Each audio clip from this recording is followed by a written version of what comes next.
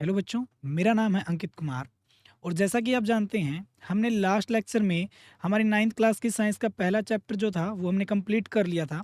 तो आज हमें उससे आगे बढ़ना है और आज हम शुरू करने वाले हैं हमारा दूसरा जो चैप्टर है जिसका नाम है क्या हमारे आसपास के पदार्थ शुद्ध हैं। तो देखिए शाबाश, शुरू करते हैं।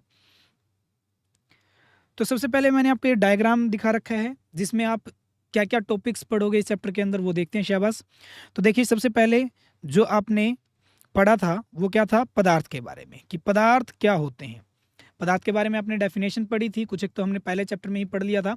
पदार्थ क्या बताया गया था आपको कि वो वस्तुएं यानी कि वो हमारे आसपास की सभी वस्तुएं क्या कहलाती हैं, पदार्थ, जो क्या करती हैं, स्थान घेरती हैं और जिनका कुछ ना कुछ क्या होता है, द्रव्यमान भी होता है। तो देखिए शाबाश, अब हमें जो पदार्थ है, पदार्थ को हमने आधुनिक जो वैज्ञानिक हैं उन्होंने बताया था कि रासायनिक तौर पे और उनके भौतिक तौर पे उनको बांटा जा सकता है, यानी कि फिजिकली और केमिकली। जब हमने भौतिक तौर पर देखा, भौतिक गुणधर्मों के अनुसार देखा, तो हमने इनकी 5 अवस्थाएं मिली। कौन कौन सी थी शाबाश? ठोस अवस्था, द्रव अवस्था और गैस अवस्था।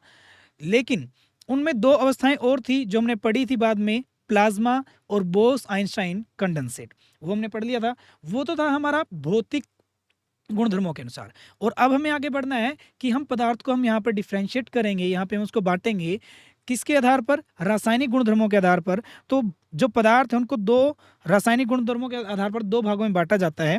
पहला आपका भाग है शुद्ध पदार्थ क्या होते हैं और दूसरा है मिश्रण क्या होते हैं। यानी कि शुद्ध पदार्थ और मिश्रण के बारे में यहाँ पर बताया जाता है। और आगे देखिए, शुद्ध पदार्थ को और आगे 2 भागों में बांट दिया गया है। क्या क्या शाबाश? तत्व और यौगिक, यानी कि तत्व क्या होते हैं और यौगिक क्या होते हैं, शाबाश। उसके बाद मिश्रण को भी आगे 2 भागों में बांट दिया गया, समांगी मिश्रण और विषमांगी मिश्रण। तो यानी कि ये इनके भाग हैं जो बांट दिए गए हैं और इन्हीं को हमने स्टडी करना है। तो देखिए तत्व जो हैं, तत्वों को भी आगे 3 भागों में बांटा जा सकता है। यहाँ से 3 और भाग निकाले जा सकते हैं। क्या क्या होते हैं शाबाश? धातु, अधातु और उपधातु। ये तीनों के तीन हमारे तत्व के ही पार्ट हैं, यानी कि धातु, अधातु और उपधातु। इनको भी हम अच्छे से पढ़ेंगे शाबाश। तो चलिए शुरू करते हैं। तो हमारा सबसे पहला टॉपिक आता है कि शुद्ध पदार्थ क्या होते हैं। तो देखिए शाबाश, शुद्ध पदार्थों के बारे में यहाँ पे क्या बताएंगे हम। जो शुद्ध पदार्थ होते हैं शाबाश, कि एक ही प्रकार के कणों से बने पदार्थ को शुद्ध पदार्थ कहते हैं। यानी कि वे पदार्थ, देखिए होते तो सारे पदार्थ ही हैं, तो वे पदार्थ जो एक ही तरह के किनसे, एक ही तरह के कणों से मिलकर बने हैं, उन्हें हम क्या बोलेंगे? शुद्ध पदार्थ बोलेंगे। अर्थात जिसके सभी कणों की रासायनिक प्रकृति, कौन सी प्रकृति? रासायनिक, क्योंकि हम रासायनिक तौर पर ही इनको बांट रहे हैं, तो रासायनिक प्रकृति जो है उनकी वो समान हो। यानी कि रासायनिक प्रकृति अगर उनकी समान है तो उन सभी कणों की, तो उन पदार्थों क्या बोला जाएगा? शुद्ध पदार्थ बोला जाता है, उन्हें शुद्ध पदार्थ कहते हैं। जैसे हमने यहाँ पे एग्जाम्पल रखे हैं, सोना हो गया, चांदी हो गया, तांबा हो गया, लोहा हो गया, सोडियम हो गया और पोटाशियम हो गया, शाबाश। तो जो सोना है शुद्ध पदार्थ क्यों है? क्योंकि अगर आप सोने का कोई भी चीज लेते हो, सोने का कोई भी आभूषण देखते हैं, तो सिर्फ सोने के कणों से ही मिलकर बना है, उसमें कोई मिलावट नहीं होती। यानी कि जो सोने से मिलकर, सोने के कणों से मिलकर जो पदार्थ आपका बना, वो आपका प्योर यानी कि शुद्ध पदार्थ था और वो आपका शुद्ध सोना सोना था, यानी कि वो शुद्ध कणों से मिलकर बना है, सिर्फ एक ही तरह के कणों से मिलकर वो बना है। सेम चांदी के केस में हम देखेंगे कि जो चांदी के जो छोटे छोटे कण होंगे वो एक ही तरह के होंगे और उनका रासायनिक प्रकृति भी उनकी एक ही तरह की होगी सभी कणों की, तो इसलिए वो जो चांदी है वो भी एक ही तरह के कणों से मिलकर बना हुआ है। इसी तरीके से हम तांबे को बता सकते हैं, तांबा भी तांबे के ही कणों से मिलकर बना है, इसमें कोई और पदार्थ का यूज नहीं किया गया। लोहा हो गया, सोडियम, जैसा कि हम जानते हैं सोडियम जो होता है, सोडियम भी हमारा एक ही तरह के कणों से मिलकर बना है। उसी तरीके से हमारा जो पोटेशियम है, पोटेशियम भी हमारा एक ही तरह के कणों से मिलकर बना है। तो यानी कि जो वे पदार्थ जो एक ही तरह के कणों से मिलकर बने हैं या जिनकी रासायनिक प्रकृति क्या है, एक जैसी ही है उनके कणों की, तो उन पदार्थों को क्या बोला जाता है? शुद्ध पदार्थ बोला जाता है। हो जाएगा यहाँ से क्लियर? आगे चलते हैं शाबाश। देखिए अब शुद्ध पदार्थों के बारे में तो हमने बात कर ली कि शुद्ध पदार्थ क्या होते हैं, शाबाश। अब हमें आगे देखना है कि तत्व और यौगिक क्या होते हैं, क्योंकि हमने शुद्ध पदार्थ को 2 भागों में बांट दिया था, आगे तत्वों में और यौगिकों में। तो देखिए शाबाश, तत्वों की परिभाषा देते हैं कि वे रासायनिक शुद्ध पदार्थ, क्योंकि ये तत्व क्या है तो शुद्ध पदार्थ ही, तो यानी कि वे रासायनिक शुद्ध पदार्थ जो केवल एक ही तरह के परमाणुओं से मिलकर बने होते हैं, यानी कि वे रासायनिक शुद्ध पदार्थ रासायनिक पदार्थ होंगे, शुद्ध होंगे, और जो एक ही तरह के कणों से मिलकर तो बने होंगे, लेकिन यहाँ पे हमें क्या यूज करना है, एक ही तरह के कण यानी कि परमाणुओं से मिलकर बने होंगे। परमाणुओं की यहाँ पे बात की गई है, कणों की बात हमने पिछले शुद्ध पदार्थ की डेफिनेशन में कर ली। यहाँ पर हम क्या देखते हैं कि एक ही तरह के परमाणुओं से अगर वो मिलकर बना है तो उन्हें हम क्या बोलेंगे, शुद्ध पदार्थ। उस तरह के जो शुद्ध पदार्थ होंगे वो हमारे क्या कहलाएंगे, तत्व कहलाते हैं। अर्थात यह पदार्थ का वह रूप होता है, यानी कि कोई पदार्थ का वह रूप, पदार्थ में ही है वह रूप, जिसमें क्या कि जिसे रासायनिक प्रक्रिया द्वारा अन्य सरल पदार्थों में विभाजित नहीं किया जा सकता, यानी कि आगे उसको और सरल पदार्थों में ना बांटा जा सके, उनको हम क्या बोलेंगे, शाबाश, उन्हें हम तत्व कहते हैं।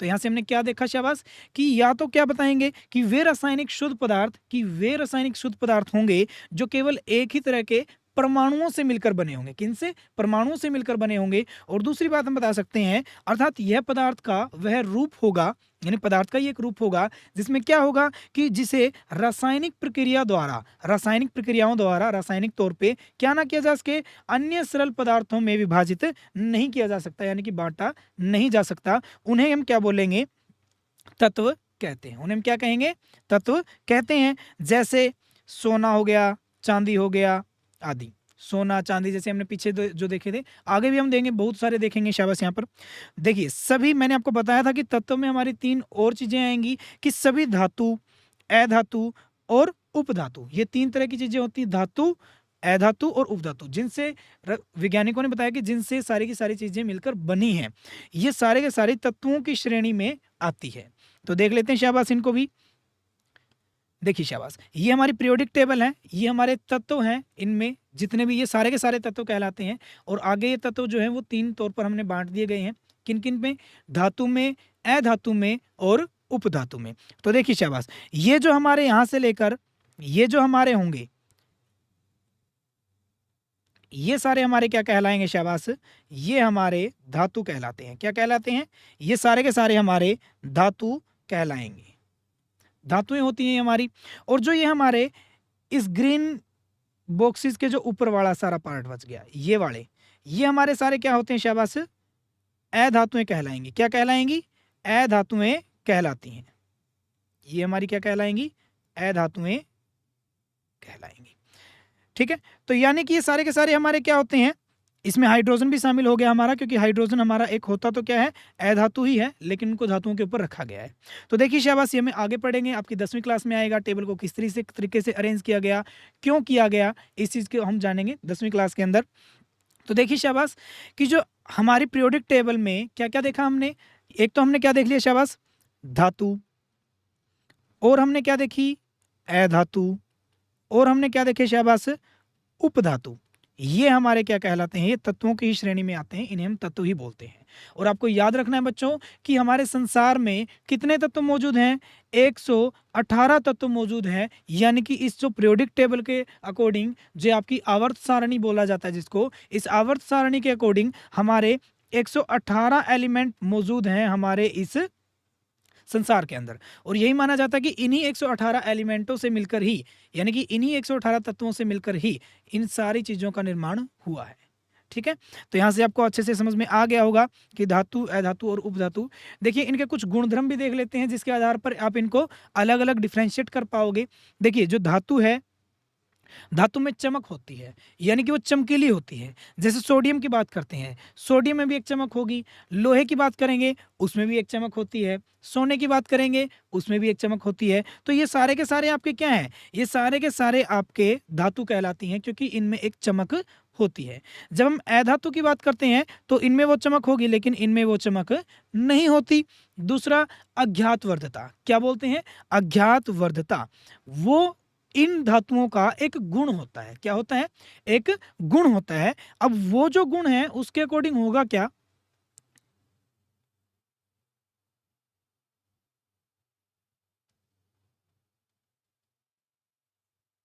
इसके अकॉर्डिंग क्या होता है कि जो हमारी धातुएं हैं, इनको हम पीट कर यानी कि हथौड़े से पीट कर पतली चादर के रूप में हम इनको आसानी से बदल सकते हैं। यानी कि धातुओं का एक गुण है कि उन धातुओं को क्या किया जा सकता है, पीट कर पतली चादर में कन्वर्ट किया जा सकता है। ठीक है, लेकिन अधातुओं की जब बात करते हैं उनको नहीं किया जा सकता। जैसे कार्बन, जैसे लकड़ी हो गई हमारी, लकड़ी को क्या पीट कर पतली चादर में बदला जा सकता है? बिल्कुल भी नहीं।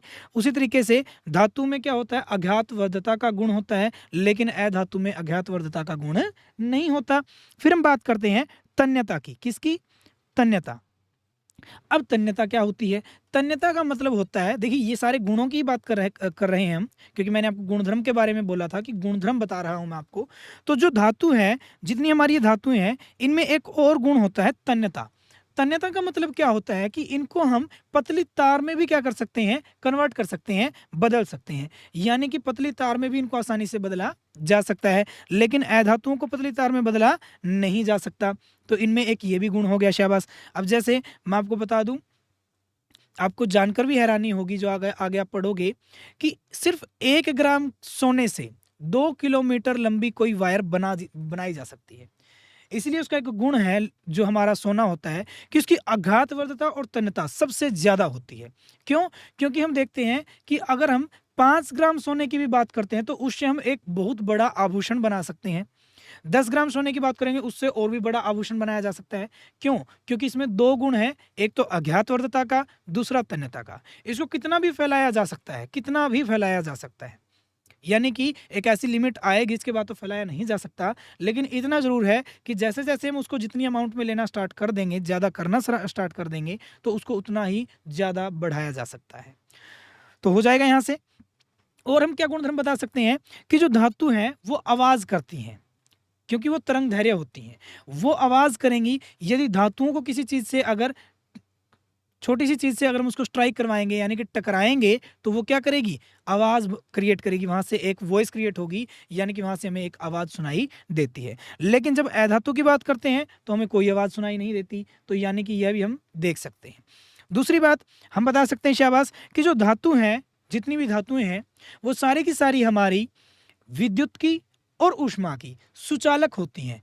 किस किस की? शाबाश, विद्युत, विद्युत समझ गए होंगे आप, करंट, और दूसरा ऊष्मा। ऊष्मा मतलब गर्मी। यानी कि इन दोनों की ये क्या होती है, सुचालक होती है, यानी कि अपने अंदर से पास होने देती है।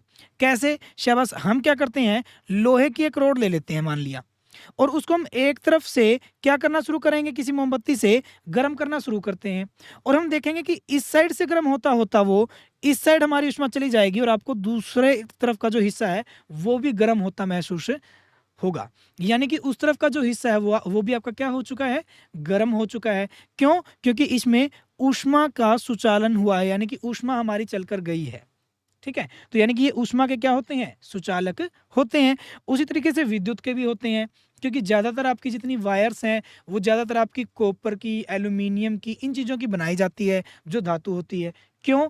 क्योंकि ये विद्युत के अच्छे क्या होते हैं, सुचालक होते हैं। लेकिन जब इन दोनों गुणों की अधातु में बात की जाए तो वो दोनों ही क्या होते हैं, इसमें कुचालक होते हैं। ऊष्मा को भी नहीं पास करने देता और विद्युत को भी वो नहीं पास करने देता अपने अंदर से, तो इसलिए इनमें ये गुण नहीं होता। हो जाएगा। तो यानी कि ये हमारे धातु और अधातु के बारे में हो गया। जो उपधातुएं हैं, वो जो आपको ग्रीन जो आपको ये दिखाई दे रही हैं, ये हमारी सारी उपधातुएं हैं। ये सारी क्या है, हमारी उपधातुएं हैं। इन उपधातुओं को आप याद कर सकते हो। इनका क्या गुण होता है कि ये धातु और अधातु दोनों ही तरह के गुण इनमें होते हैं। यानी कि कई बार ये धातु की तरह भी बिहेव कर सकती हैं और कई कंडीशन पे ये अधातु की तरीके से भी बिहेव कर सकती हैं। लेकिन बात है कि एक कंडीशन लगाई जाएगी, एक कंडीशन होगी, यानी कि इन पर कोई ऐसी चीज हम लगाएंगे जिससे हमें पता चलेगा कि ये धातु की तरह बिहेव कर रही है या अधातु की तरह। हो जाएगा। तो यहाँ से हमने तत्वों के बारे में पढ़ लिया, और तत्वों के बारे में हमने पूरी टेबल को नोट कर लिया कि जो तत्व हैं ये हमारे 118 तत्व हैं, और जिनको 3 श्रेणियों में बांटा गया है। कौन कौन सी? धातुएं, अधातुएं और उपधातुएं। उन तीनों के हमने गुणों को पढ़ लिया। होपफुली आपको ये समझ में आ गया होगा। तो आगे बढ़ते हैं, शाबाश। उसके बाद आगे चलते हैं। देखिए, हमने पढ़ा था कि या तो तत्व होंगे या क्या होंगे, यौगिक। तो शाबाश, अब हम यौगिक के बारे में देखते हैं कि यौगिक क्या होते हैं। शाबाश। तो देखिए, जब 2 या 2 से अधिक तत्व निश्चित अनुपात में रासायनिक क्रिया द्वारा जुड़कर एक नए पदार्थ का निर्माण करते हैं, इन पदार्थों को यौगिक कहा जाता है। देखिए, जो हमारे पदार्थ है सारे के सारे हैं तो पदार्थ ही, तो जब दो या दो से अधिक तत्वों, क्या चीज की बात कर रखी है यहाँ पे, तत्व की। मोस्ट इंपॉर्टेंट चीज है कि तत्वों से ही हम यहाँ पे क्या बनाएंगे, यौगिक बनाते हैं। तो यानी कि जब दो या दो से ज्यादा तत्व कहां से उठा सकते हैं, जो 118 तत्व है उनमें से उठाया जा सकता है। तो यानी कि जब ये तत्व एक निश्चित अनुपात में, निश्चित अनुपात मैं आपको समझाऊंगा क्या मतलब है इसका, जब ये निश्चित अनुपात में रासायनिक क्रिया द्वारा, किसके द्वारा, रासायनिक क्रिया द्वारा, क्योंकि रासायनिक रूप से हम देख रहे हैं सारा कुछ, तो रासायनिक क्रिया द्वारा जब जुड़कर नए पदार्थ का निर्माण करेंगे तो उन्हें क्या बोला जाएगा, उन्हें हम यौगिक कहते हैं। जैसे क्या हो गया शाबाश, नमक हो गया, जल हो गया, कार्बन डाइऑक्साइड होगी इत्यादि।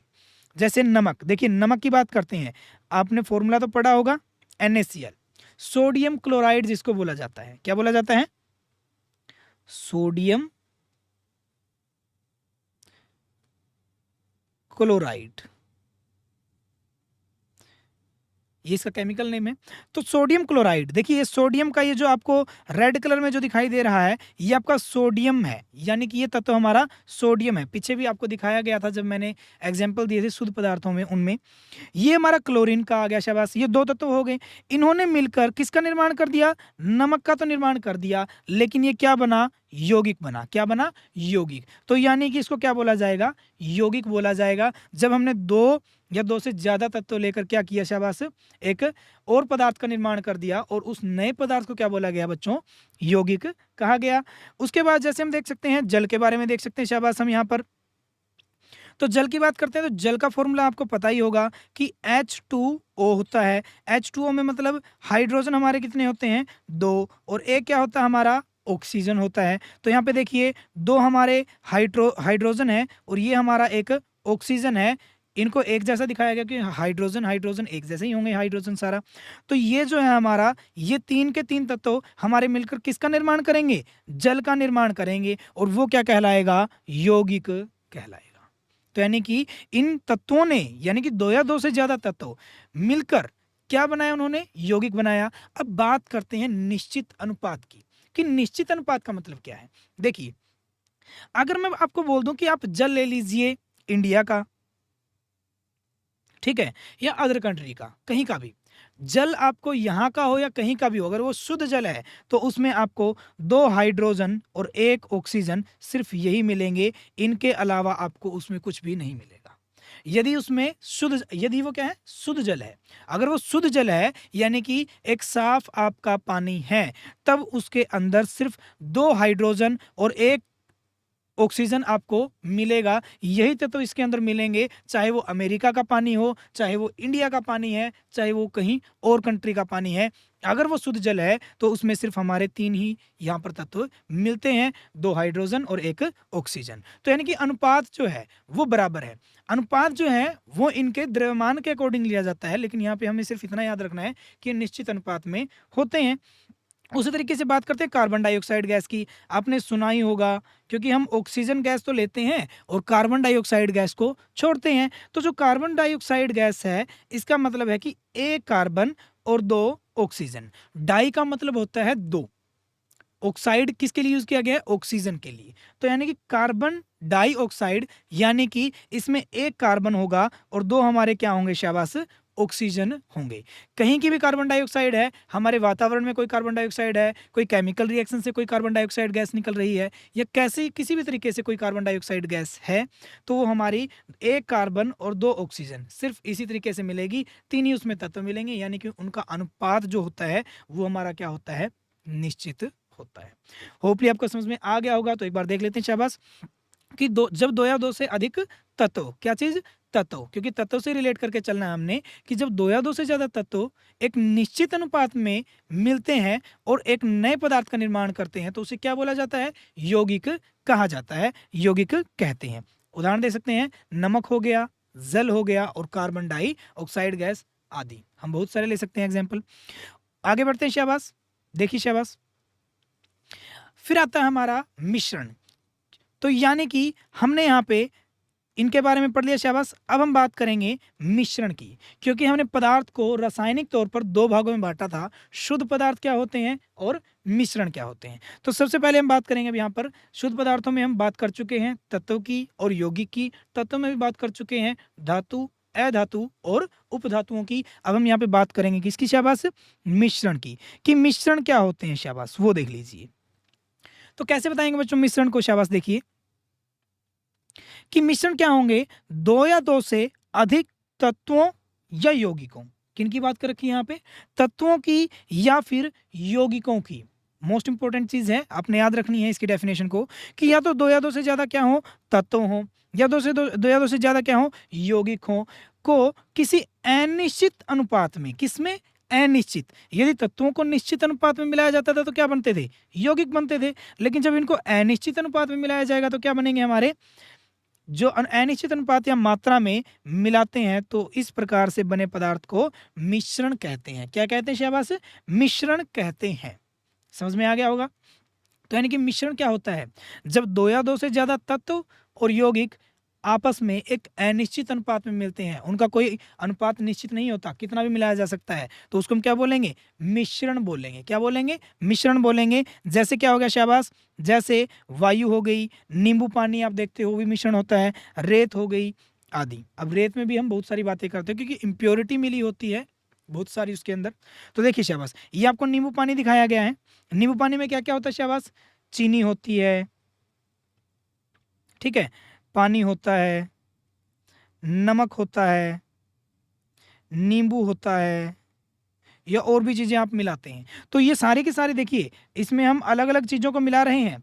पानी हमारा H2 हो गया, चीनी हमारी C6H12O6 हो गया, नमक हमारा क्या हो गया, शाबाश, NaCl हो गया, और नींबू मिला दिया हमने, उसमें एक एसिड मिला दिया। तो ये सारी की सारी चीज़ें देखिए शाबाश क्या है, ये तत्वों से मिलकर बनी है, ये भी तत्वों से मिलकर बनी है, यानी कि दो या दो से ज़्यादा यौगिक, और हम इनको अनिश्चित अनुपात में मिलाते हैं।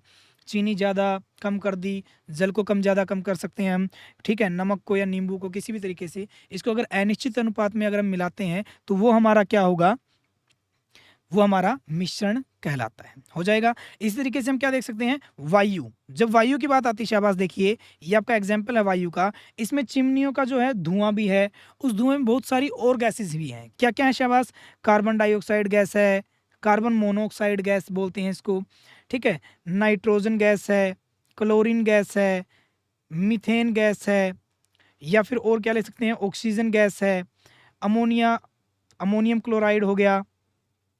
तो ये बहुत सारे आपकी गैसेस जो इसके अंदर मिली होती हैं, ठीक है, ये सारी की सारी आपकी क्या कहलाती हैं, ये सारी की सारी आपकी अनिश्चित अनुपात में मिली हुई हैं। किसमें, अनिश्चित अनुपात में। यहाँ सिर्फ देखिए तत्वों की बात कर रखी है, क्यों, सिर्फ नाइट्रोजन अकेला है, एक जैसा है, तो तत्व कहलाएगा। यहाँ पे कार्बन और ऑक्सीजन दो या दो से ज्यादा तत्व मिले हुए हैं, एक यौगिक बना हुआ है, और ये यौगिक और ये सारे के सारे तत्व यही मिलकर किसका निर्माण करते हैं, हमारा मिश्रण निर्माण करते हैं, यानी कि मिश्रण बनते हैं।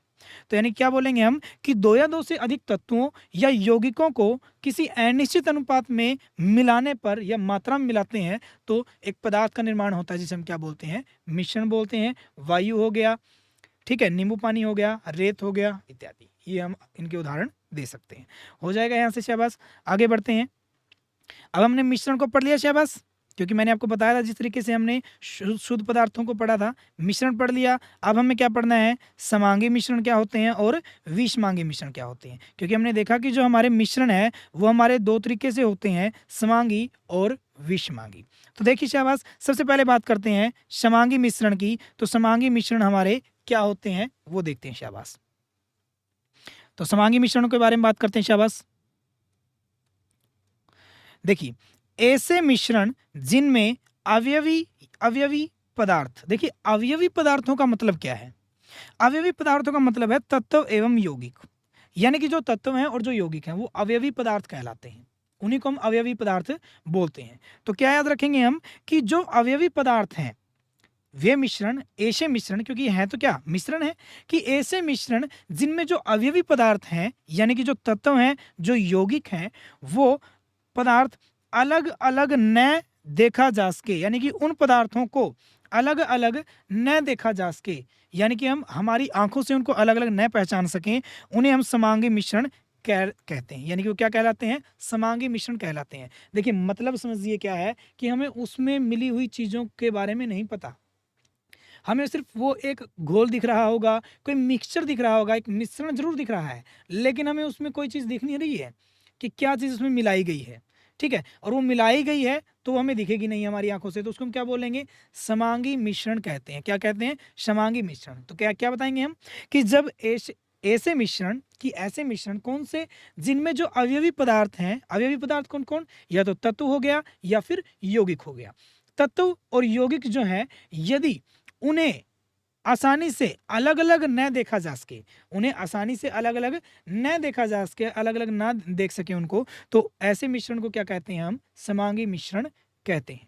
हो जाएगा शाबाश। जैसे हम एग्जांपल ले सकते हैं दूध का और वायु का, है तो ये सारे मिश्रण हमने मिश्रण में भी लिए थे।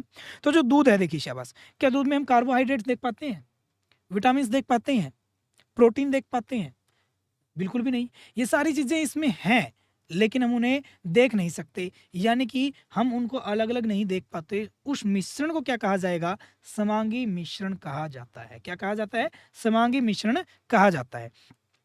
इसी तरीके से जो हमारी गैस होती है, गैस में क्या क्या बताया था मैंने आपको? ऑक्सीजन गैस होती है, कार्बन डाइऑक्साइड हो सकती है, कार्बन मोनोऑक्साइड हो सकती है, क्लोरीन हो सकती है, आपकी मीथेन हो सकती है। तो ये हमारी गैसें हो सकती हैं। क्या हम इन गैसों को अलग अलग देख पाते हैं वायु के अंदर? बिल्कुल भी नहीं। कि ये हमारे अगर पार्टिकल किसके हैं? ऑक्सीजन के हैं, ये वैसे दिखा रखे हैं आपको, लेकिन दूसरा पार्टिकल किसका होगा? क्लोरीन गैस का मिल जाएगा। तीसरा पार्टिकल किसका मिल जाएगा हमें? कार्बन डाइऑक्साइड गैस का। लेकिन फिर भी ये हमें दिखेंगे नहीं, यानी कि हम उन्हें अपनी नग्न आंखों से नहीं देख सकते, डिफ्रेंशिएट नहीं कर पाते, हम उनको भिन्न भिन्न नहीं देख सकते। उन्हें हम क्या कहेंगे? उस मिश्रण को क्या कहेंगे? हम समांगी मिश्रण कहते हैं। आई होपली कि ये आपको समझ में आ गया होगा। शाबाश, आगे बढ़ते हैं। देखिए शाबाश, समांगी मिश्रण हो चुका है हमारा। अब आगे बढ़ते हैं विषमांगी मिश्रण के बारे में।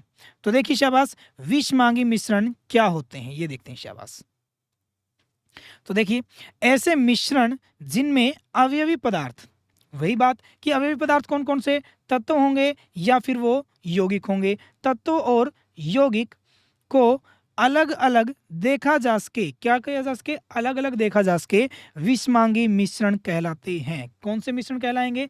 विषमांगी। समांगी कौन से थे? जिनमें उन तत्वों को या उन यौगिकों के मिश्रण में उन तत्वों और यौगिकों को अलग अलग ना देखा जा सके, वो तो हमारे समांगी मिश्रण होंगे। और जिन्हें अलग अलग देखा जा सकता है, उन्हें हम क्या कहेंगे? विषमांगी मिश्रण कहते हैं। हो जाएगा। जैसे रेत तथा जल का मिश्रण। तो देखिए आपको रेत और जल का ये मिश्रण दिखाया गया है, दिख गया? इसमें क्या होता है? नीचे हमारा जल जो है, वो जो नीचे ये जल है, ऊपर ये जो है हल्के जो पार्टिकल हैं, यानी कि हल्के जो कण हैं किसी भी रेत में मिले हुए, वो ऊपर तैर जाएंगे अगर हल्के होंगे बिल्कुल ही। अगर वो भारी होंगे तो हमारा रेत नीचे, ये देखिए यहाँ पर बैठ जाएगा। यानी कि हम उनको अलग अलग आंखों से देख सकते हैं, आंखों से हम उनको अलग अलग देख सकते हैं कि रेत नीचे बैठ चुका है और हमारा जल जो है वो ऊपर आ चुका है। तो ऐसे मिश्रण को हम क्या बोलेंगे? विषमांगी मिश्रण कहते हैं। इसी तरीके से हम क्या ले सकते हैं? पेट्रोल तथा जल का मिश्रण। यानी कि पेट्रोल और जल की जब बात करते हैं तो देखिए इसमें शाबाश, पेट्रोल और जल, हमारा पेट्रोल यानी कि जो तेल है वो हमारा ऊपर तैरना शुरू कर देता है जल के, और जल हमारा क्या होता है? नीचे आपको दिखाई देता है। ये हमारा जल होगा और ये हमारा क्या होगा? शाबाश, पेट्रोल होगा। तो यहाँ से आप आसानी से देख सकते हैं क्या कि ये हमारे दोनों के दोनों जो हमारे तत्वों या यौगिक हैं, इनको अलग अलग देखा जा सकता है, क्योंकि जल जो है उसका फॉर्मूला H2O होता है, ये हमारा एक यौगिक है। उसी तरीके से पेट्रोल का फॉर्मूला होगा, वो भी हमारा एक अलग यौगिक होगा, और दोनों को हमारा क्या होंगे? शाबाश, अलग अलग उनको देखा जा सकता है। हो जाएगा। तो यहाँ से आपको जो मिश्रण है उसके बारे में समझ में आ गया होगा कि मिश्रण हमारे दो तरीके से होते हैं, समांगी और विषमांगी। तो देखिए शाबाश, एक नज़र डाल लेते हैं कि हमने क्या क्या पढ़ लिया। शाबाश, हमने सबसे पहले पदार्थ के बारे में देखा था। शाबाश, पदार्थ हमने पहले चैप्टर में भी पढ़ लिया था, उसके बारे में हमने पढ़ा। उसके बाद हमने देखा कि जो पदार्थ है उनको रासायनिक गुणधर्मों के अनुसार दो तरह से बांटा जाएगा, एक तो शुद्ध पदार्थ और दूसरे क्या होंगे? आपके मिश्रण। फिर हम शुद्ध पदार्थों को भी दो भागों में बांट दिया जाएगा, किस किस में? तत्व में और यौगिक में। फिर हमने तत्व को भी 3 भागों में बांट दिया गया था। क्या क्या थी शाबाश? धातु थी, अधातु और उपधातु। तो ये हमारी 3 हो गई, धातु, अधातु और उपधातु हो गई। यौगिक के बारे में हमने पढ़ लिया। फिर हमने मिश्रण में देखा कि मिश्रण भी 2 तरह का होगा, समांगी मिश्रण और विषमांगी मिश्रण। होपली आपको ये वीडियो पसंद आई होगी, तो आई थिंक से आपको ये समझ में भी आ गया होगा। तो आज के लेक्चर में इतना ही, बाकी हम करेंगे अगले लेक्चर में। धन्यवाद।